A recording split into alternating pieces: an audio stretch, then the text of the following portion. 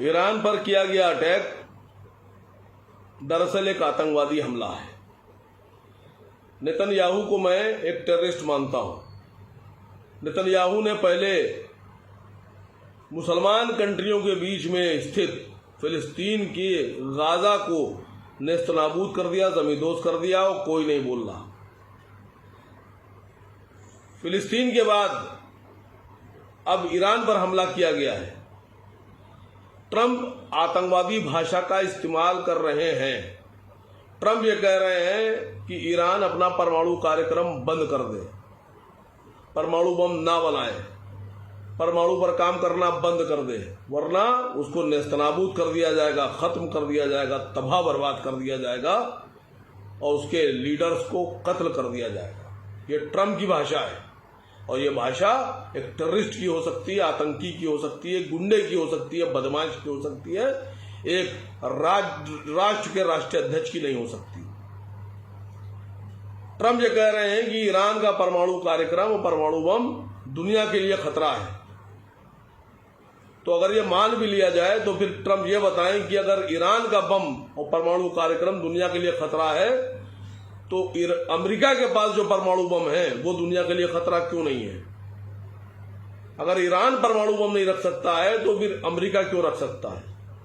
और अगर ईरान परमाणु बम नहीं बना सकता है और नहीं रख सकता है तो भी इजराइल को सपोर्ट क्यों किया जा रहा है? इजराइल परमाणु बम क्यों रख सकता है, क्यों बना सकता है इजराइल?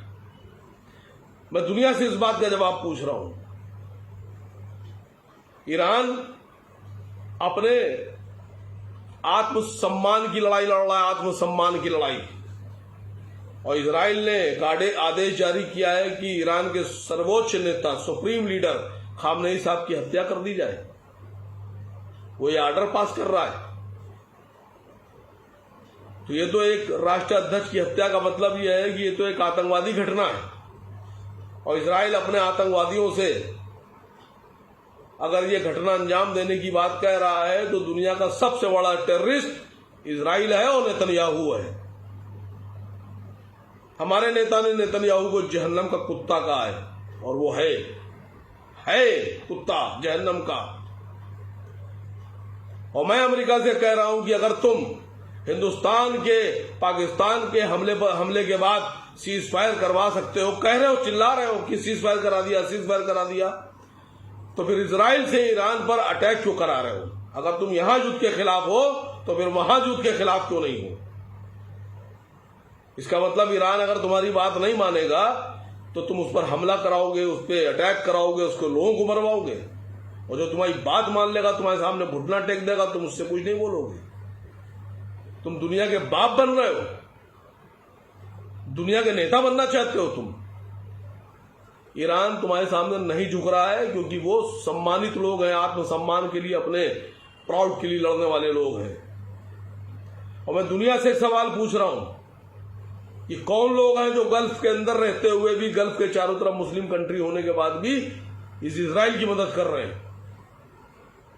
1990 में जब इराक पर हमला हुआ और सद्दाम हुसैन साहब की हत्या की गई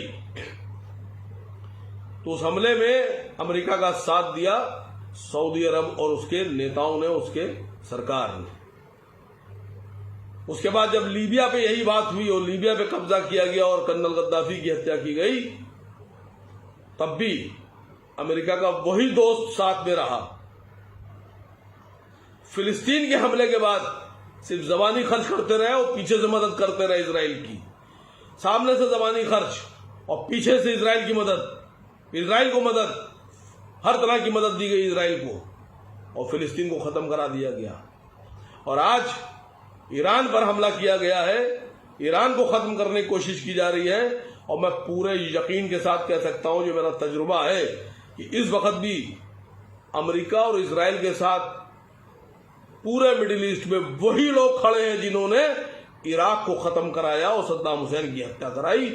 वही लोग आज इजराइल के साथ खड़े हैं ईरान के खिलाफ भी। मैं दुनिया के मुसलमानों से कह रहा हूं कि ईरान के साथ खड़े होइए, ईरान के साथ दीजिए, ईरान के लिए दुआ कीजिए, ईरान के लिए अल्लाह की बारगाह में दुआ कीजिए कि अल्लाह ईरान के सम्मान को, आत्मसम्मान को बचाए, अल्लाह ईरान के लोगों की हिफाजत करे, अल्लाह ईरान के लोगों के को कत्ल होने से बचाए। अल्लाह ईरान के जो लीडर्स हैं, खासकर खामनेई साहब, इनकी हिफाजत करे।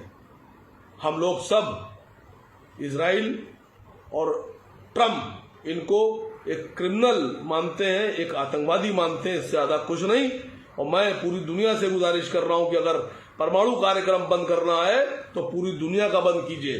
परमाणु बम बनाना बंद करना है, परमाणु बम नष्ट करना है तो पूरी दुनिया में हर मुल्क के कीजिए, अमेरिका के भी कीजिए, इजराइल के भी कीजिए, रूस के भी कीजिए, फ्रांस के भी कीजिए, ब्रिटेन के भी कीजिए, सबके परमाणु बम नष्ट कीजिए।